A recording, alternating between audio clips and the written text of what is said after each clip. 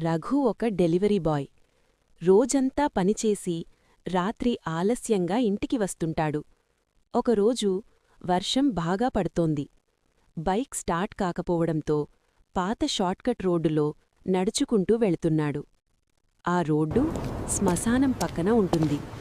సాధారణంగా అక్కడ ఎవ్వరూ ఉండరు. అప్పుడే రఘు ఫోన్ మోగింది. నంబర్ కనిపించలేదు. అయినా లిఫ్ట్ చేశాడు.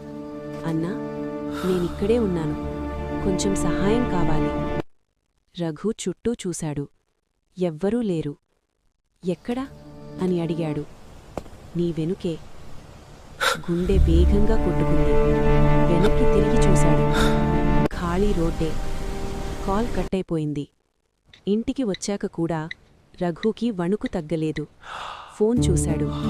కాల్ హిస్టరీలో ఏ కాల్ లేదు. మరుసటి రోజు పేపర్లో ఒక చిన్న వార్త.